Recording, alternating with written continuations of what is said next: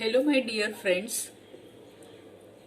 In the previous videos we started the rotational dynamics. In that we completed the circular motion part. Now from this chapter we will learn the rotational motion. Now what do you mean by rotational motion? See, you know there are different types of the motion like the linear motion, vibratory motion, circular motion. What do you mean by linear motion? Whenever any body moves along the line, that's why it is called as a linear motion. Line, that means linear motion. What do you mean by circular motion? Whenever any body moves along the circumference of the circle, that's why it is known as the circular motion. What do you mean by vibratory motion? Whenever any body moves or the vibrates to and fro about the main position, then it is known as a vibratory motion. Vibrates, that's why vibratory. Similarly, what do you mean by rotational motion? Very simple. Whenever any body rotates, then it is known as the body is performing the rotational motion. Now related with this rotational motion, we will learn the two important terms, that is axis of rotation and the moment of inertia. Before that, to understand the rotational motion, let us consider the example of top. In your childhood, you might be learned with the top, that is bhaura. You called it as a bhaura. Whenever that top is rotating about that metallic pin, you can see there are the different circles with the decreasing radius. ऊपर का circle बड़ा होता है and the circle and the radius goes on decreasing. That means you see there are the circles also. That means the top, the whole body is rotating about that metallic pin. That means it is performing the rotational motion. But what about those circles? That means different particles of the top are performing the circular motion. So remember, very important concept, that whenever any body performs the rotational motion, see, listen again, the body performs the rotational motion, its different particles perform the circular motion. So remember this one. Now in the case of the top, the whole body is rotating about that metallic pin. That metallic pin is known as the axis of rotation.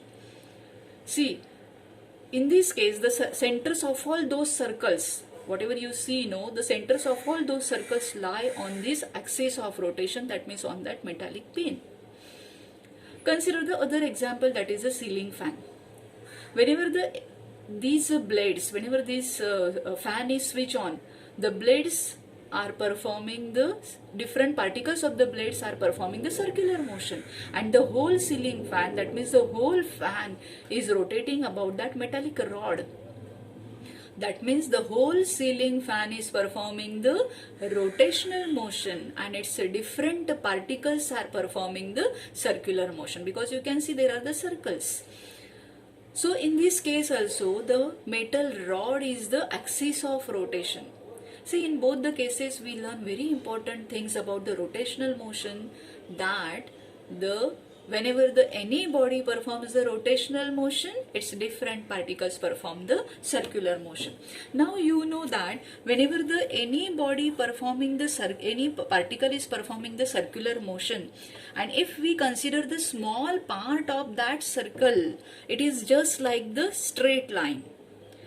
That means what? There is also the linear velocity. That means the whole body is performing the rotational motion, different particles perform the circular motion, and along with that there is a linear motion also. So in the circular motion we learn about the relation that V is equal to R omega. That means V is the linear velocity and omega is the angular velocity. So it is very important relation related with the rotational motion also. So in this case, we have to see the definition of the axis of rotation. See, in the case of the top, the axis of rotation is the metallic top. And in the case of the fan, the metal rod is the axis of rotation. And I told you that whenever the centers of all those circles lie on the axis of rotation. So what is the definition of the axis of rotation? Very simple. See, listen carefully the definition of axis of rotation. Whenever any body performs the rotational motion, its different particles perform the circular motion. The centers of all those circles lie on the perpendicular line is known as the axis of rotation. So that perpendicular line is known as the axis of rotation. For example, suppose this is the rigid body. Okay, it is rotating about this axis of rotation.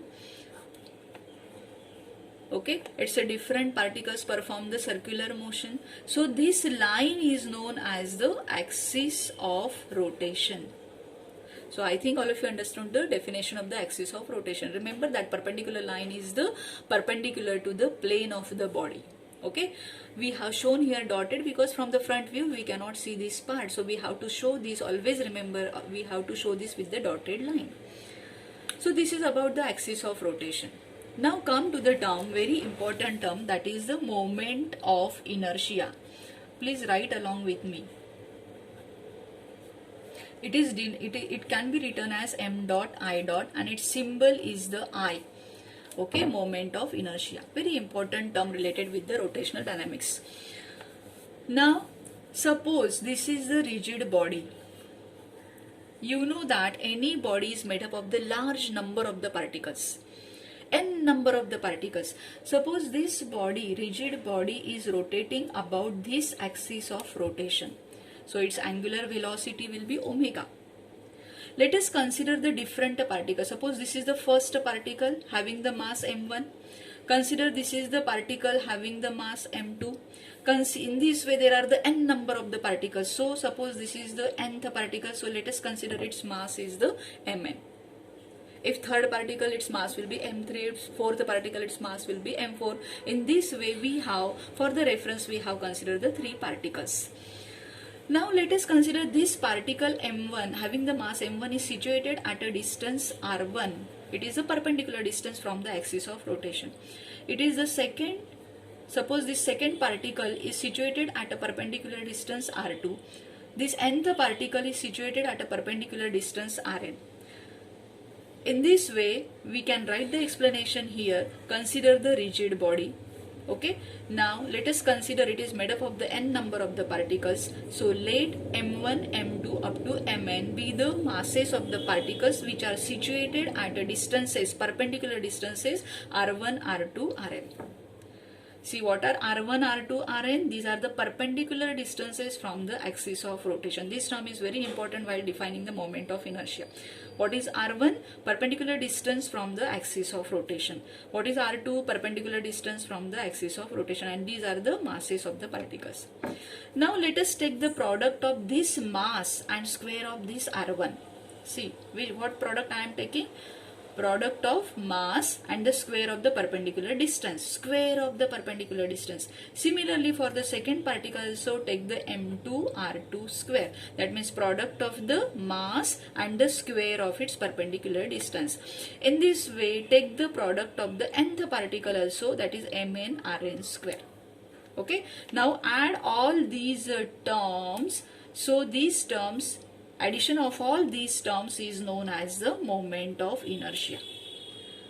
Now how it can be how we can write this? See, summation of m term is there, r term is there. Let us take the suffixes I and the I. Here r square we have to take. Now this I goes from 1 to n. So I is equal to 1 to n. That means sum we have shown with the sign summation. I goes from 1 to n. So mi ri square. And it can be denoted with the I. So moment of inertia is denoted with the I. Okay. So this is the mathematical statement for the moment of inertia. If you know this, if you know the meaning of this term, then easily you can define the moment of inertia. So how to define the moment of inertia? Very simple. See, sum of, see we had taken the sum. Product of, we had taken the products. So sum of product of mass and square of its distance and square of its perpendicular distance from the axis of rotation is known as the moment of inertia. I repeat, listen it carefully. This is very important term. For the further 4-5 derivations you need this term I, and you must know what is the MI/RI square. Okay, so this moment of inertia is nothing but what? The sum of products of mass and square of its perpendicular distance from the axis of rotation. Okay, I think all of you understood this. You can write the unit of this. Mass unit is the kg, distance unit is the meter square. From this also you can write the dimension for the moment of inertia. So we learn the two terms, axis of rotation and the moment of inertia. Now in this video we have to actually find the expression for the kinetic energy of the rotating body. We need these two expressions, that V is equal to R omega, and why V is equal to R omega, that I already explained, that whenever any body performs the rotational motion, its different particles perform the circular motion, and since the circle part of the circle is the line, that means it also perform the linear motion. So to find the expression for the kinetic energy of rotating body, we need these two terms I and the V is equal to R omega. Now let us consider the same figure, that consider this rigid body. Okay, it is rotating about this axis of rotation, that means the angular velocity omega, that will be the constant for every particle. Only what is varying? The linear velocity, because every particle is moving with the different velocities. Okay, because their circles will be different. See, this particle is performing the circular motion. We have shown this circle, small part of the circle. So if it is having the circular motion, then obviously it will have the linear velocity that will be tangential to the circle. So this is linear velocity as a v1. Similarly, for the second part we can show the circle, because that is performing the circular motion, so obviously there will be the linear velocity v2. Similarly, here we can show the circle for the nth particle, then we can show the linear velocity as a vn. So what we had consider the rigid body. Consider m1, m2 up to mn particles which are situated at a distances r1, perpendicular distances r2 up to rn. So this explanation we can write along with this figure. So half mark for the figure and the half mark for the explanation. At least you can do this, and it's the same figure we have to repeat for the further 4-5 derivations. So it's very important figure. So along with me you can do the practice. You can draw this, see, draw the rigid body. Here don't show the center, don't show that axis of rotation passing through the center of that body. Show here, okay, so that will be easy to explain. Now show the axis of rotation and show this with the dotted line, because that part we cannot see from the front view. Now angular velocity we have to show the omega. Here also you can show the omega, and since it is the rigid body you can show this like this, because it's plane we are showing only. Now we have to consider the three particles for the reference. This is m1, m2 up to mn. I have drawn for you it again, so you have to draw it again along with me. Now this is r1, this is r2, and this is rn, perpendicular distances from the axis of rotation. Then show these circles, because these particles are performing the circular motion whenever this body is rotating about this axis of rotation. That means the whole body is performing the rotational motion, different particles perform the circular motion, and the linear velocity is tangential. Okay, so v2 and the vn, v1, v2 and the vn. So you can write here explanation that let us consider the v1, v2 up to vn are the linear velocities, of the particles. Okay, now if these are the v1, v2 up to vn, these are the linear velocities, we know the relation between the v and the omega, linear velocity and the angular velocity, that we learn in the circular motion part. So by using this, for the v1 we can write r omega, but here r1 and the omega is the constant. Similarly, we can write v2 is equal to r2 omega. In this way, we can write vn is equal to rn omega. Omega is the constant, so don't write omega 1, omega 2 and the omega n. Omega only. What are the changing? v1, v2 and the vn. Different linear velocities and their perpendicular distances are different. Let us consider this equation as a equation number 1. Okay. Now, we know the expression for the kinetic energy for the body performing the linear motion. What is that? E is equal to half mv square. All of you know this. Kinetic energy formula is what? Half mv square.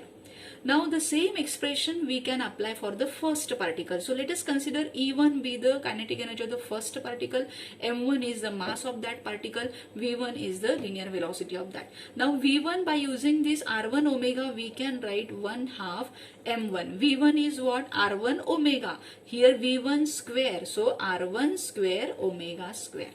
Understood? Similarly, we can write for the E2 by using the same formula, half mv square. Again apply for the second particle, so m2 and the v2 square. Now here we can write half m2, v2 is equal to r2 omega, so it is the r2 square omega square.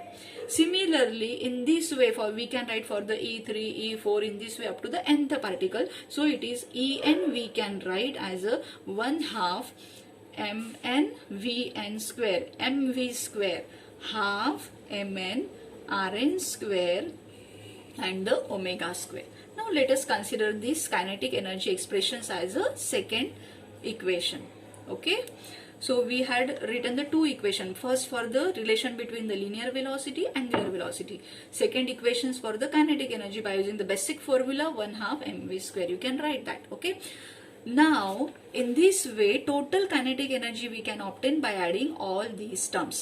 So, total kinetic energy, let us write this as a E rotational. E rotational. What you have to write? E rotational.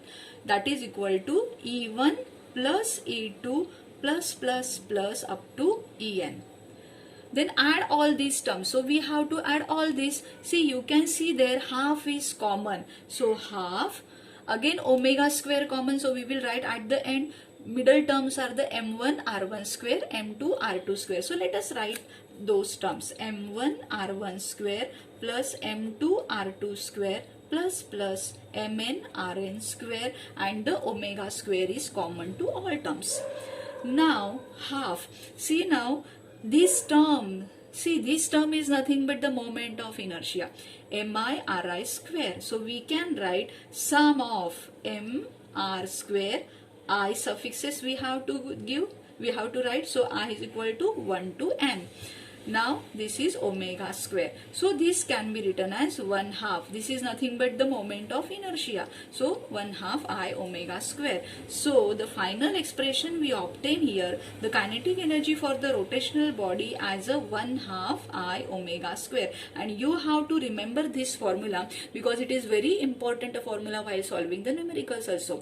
So this derivation is very important. You have to do the practice, go through the terms, moment of inertia, axis of rotation, try to understand this and remember this. Okay, and go through the derivation. See, in the derivations only we have to write the two equations, linear relation between the linear velocity and the angular velocity, that is v is equal to r omega. By using that you can write this equation. Second equation we had written kinetic energy equations, okay, by using the basic formula E is equal to half mv square. Adding all these terms, you are getting the E rotation. That means only in 3 parts you are getting the derivation. So remember this formula, E rotational is equal to half I omega square. See, it is analogous to the linear. How? I means what? Moment of inertia, that is related with the mass. That means in the case of the linear motion, mass is there, and in the case of the rotational motion there is a moment of inertia. That means this I analogous to the mass. and this omega square analogous to the angular velocity, that analogous to the linear velocity v. So in this way you can remember this formula, E rotational is equal to half I omega square. So please do the practice of this E rotational, and today only you have to write at least 2 times, and then the next video will be of the derivation. If you understood this, then that you can also understand. Okay, thank you students.